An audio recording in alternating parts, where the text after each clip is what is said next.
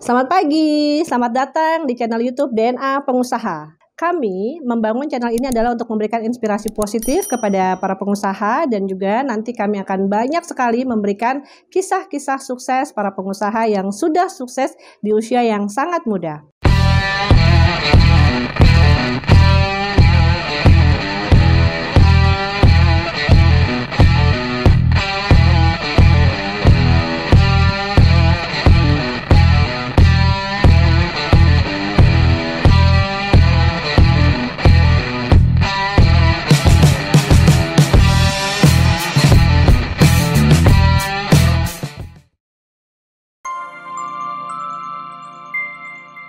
Video ini disponsori oleh PT Inovasi Sigma Perkasa, Knowledge Improvement for Dynamic Leaders. Nama saya Astri Novita, saya adalah konsultan HRD dan saya adalah penulis buku DNA Pengusaha. Pada kali ini, sesi kita akan membahas mengenai karakter seseorang. Apakah karakter Bapak, Ibu sudah cocok dengan bisnis yang saat ini sedang dijalani? Sebagaimana kita ketahui bahwa pernah ada buku dengan judul Personality Plus. Buku tersebut membahas karakter orang terdiri dari 4, yaitu kolerik, sanguinis, melankolis, dan pragmatis. Nah, pada pembahasan kali ini pun kita akan membahas karakter tersebut, tapi dengan pendekatan yang mirip dan alat ukurnya lebih jelas, yaitu kita sebut sebagai dominance, influence, steadiness, dan compliance. Nah, Bapak Ibu sekarang sudah menjalani bisnis atau belum? Jika sudah, maka bisnis yang Bapak Ibu jalani hari ini, apakah cocok dengan tipe Bapak Ibu? Misalnya, tipe Bapak Ibu adalah tipe seorang dominans. Seorang dominans adalah orang yang berapi-api, bersemangat, selalu ingin punya anak buah, selalu ingin nyuruh-nyuruh. Dia selalu ingin menjadi orang yang bisa memulai sesuatu dari nol. Nah, sedangkan jika Bapak Ibu memiliki perusahaan yang katakanlah misalnya perusahaannya hanya berupa warung pulsa yang ada di pinggir jalan, maka apakah cocok seorang dominans yang tadi karakternya seperti api memiliki usaha yang ada di pinggir jalan?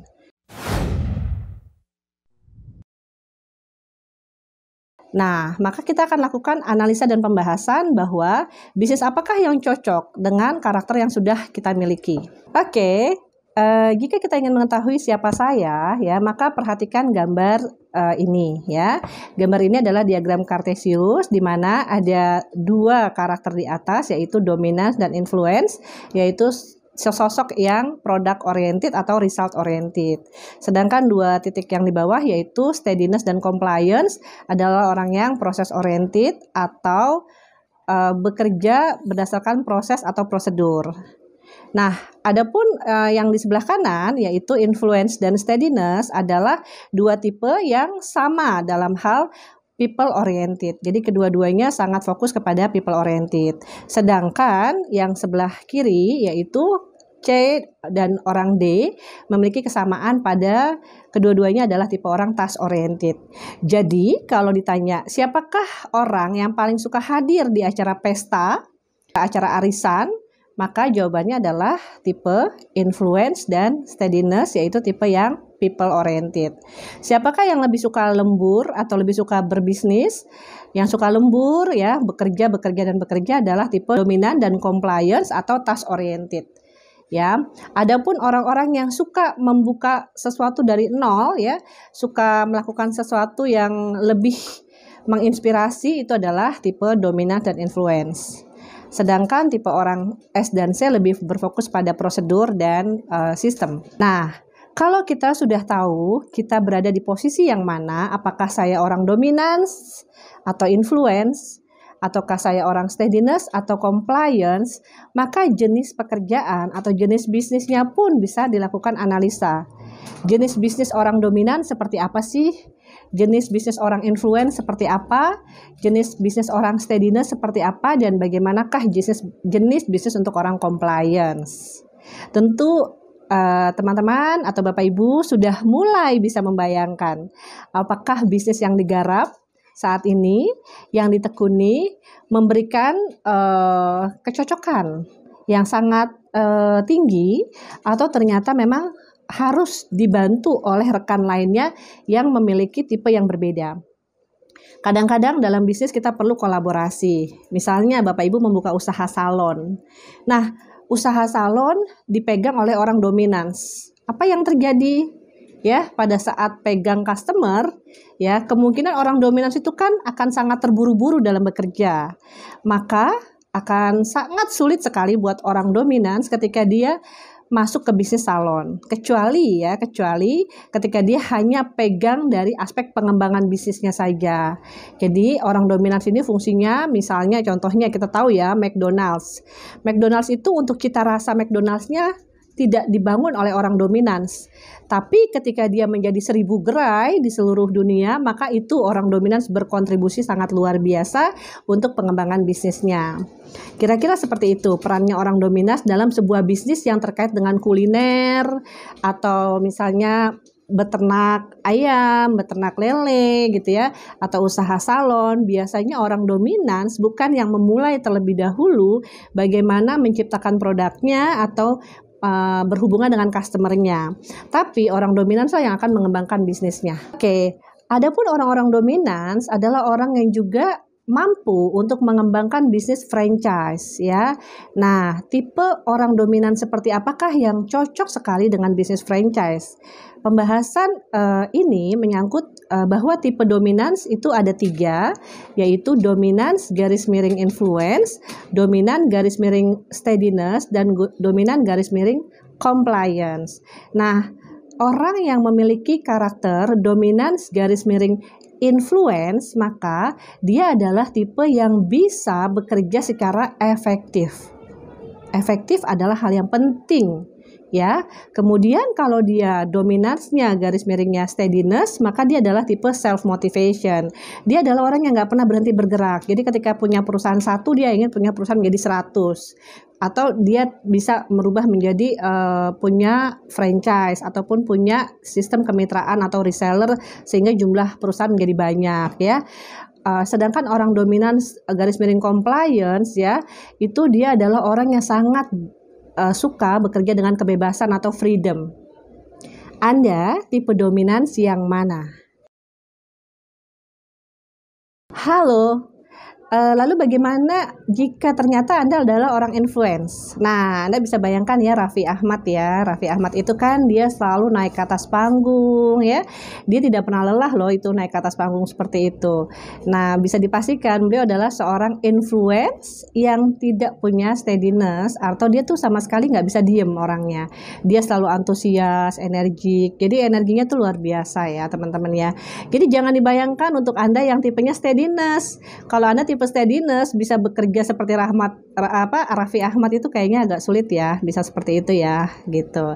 Sedangkan orang steadiness itu lebih suka pendengar yang baik. Kalau diperintah baru dia mau melaksanakannya. Kalau inisiatifnya agak sedikit lambat ketimbang orang-orang dominans dan influence.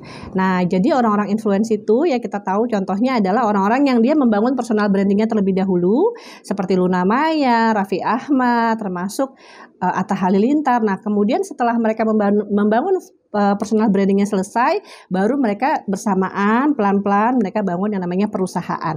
Misalnya contohnya Atta Halilintar tiba-tiba dia jualan jaket dan lain sebagainya. Tentunya dia tidak mungkin merintis usaha itu dari nol banget, tapi dia karena sudah punya nama, tinggal ditempel aja merek dia gitu ya, maka dia selesai urusannya. Seperti itu. Nggak mungkin juga kan seorang Atta Halilintar tiba-tiba jualan kambing, jualan sapi, nggak mungkin kan. Nah, karena itu adalah tipe orang compliance. Biasanya orang compliance adalah orang-orang yang meng-create sesuatu. Misalnya contohnya Bapak B.J. Habibie. Pak B.J. Habibie membuat pesawat, ya kan, dapat royalti dari pesawat tersebut, yaitu dari bagian sayap pesawatnya. Nah, orang-orang seperti Bapak B.J. Habibie tentu saja kita tahu ya, seperti misalnya Thomas Alva Edison dan lain sebagainya.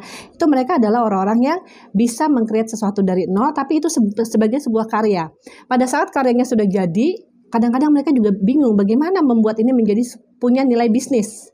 Nah, biasanya orang-orang compliance tersebut akan bertemu dengan orang-orang influence yang jago jualan, kemudian bertemu dengan orang dominans yang jago bagaimana membuat perusahaan itu menjadi sangat banyak jumlahnya. Bagaimanakah profesi atau usaha atau bisnisnya orang-orang influence ya. Orang-orang influence biasanya profesinya terkait dengan entertainment. Misalnya dia punya usaha wedding organizer, dia punya rumah model. Nah, orang-orang influence ini dia sangat ingin selalu ada di atas panggung.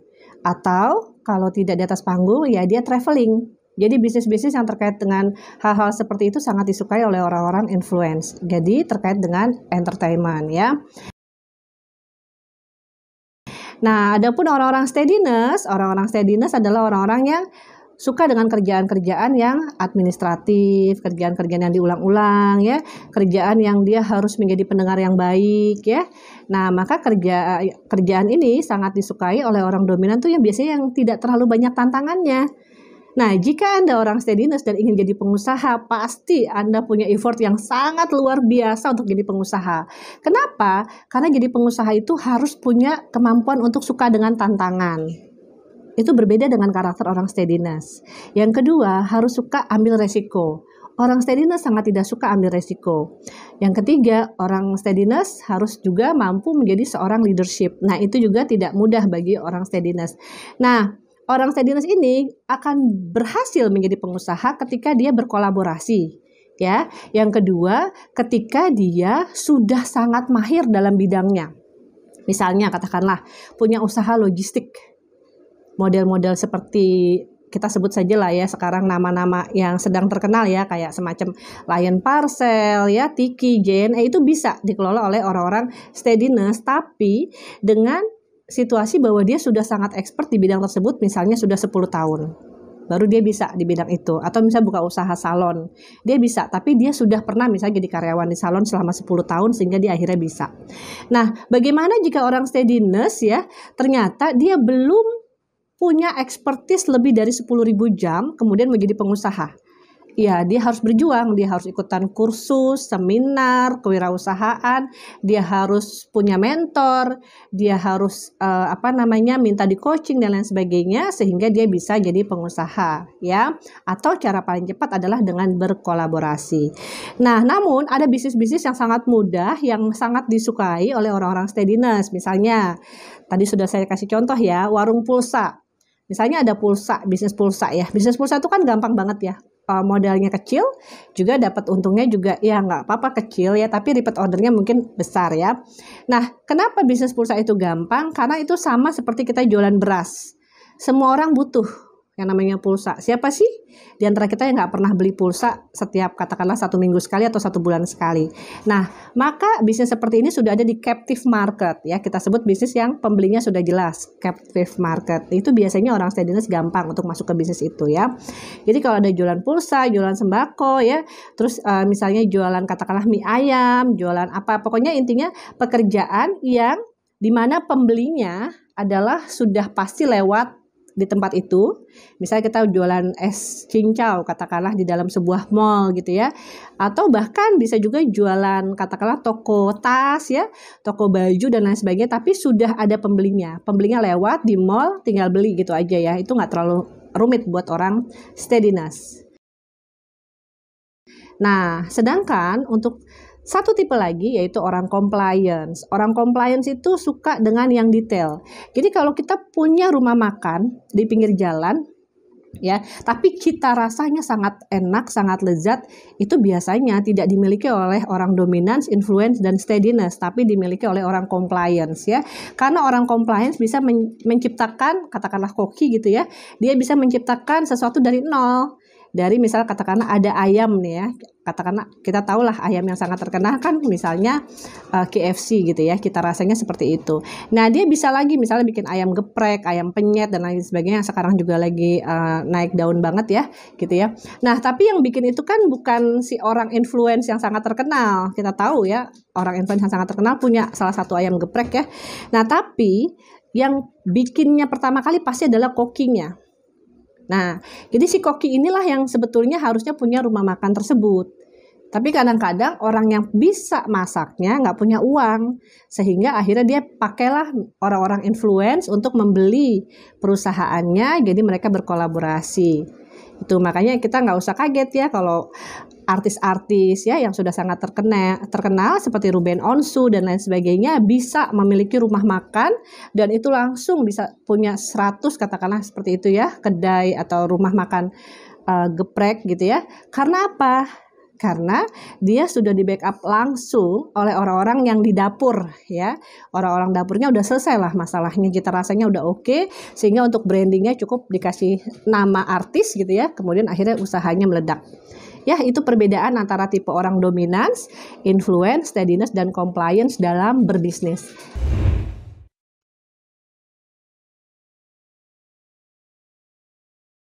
Untuk bisa mendapatkan informasi lebih detail mengenai siapakah Anda, lihat aja link di bawah ini ya dan berikan komentar yang banyak. Kami bisa akan memberikan coaching 1 kali buat Anda agar Anda bisa memahami apakah Anda tipe dominance, influence, steadiness, atau compliance. Terima kasih.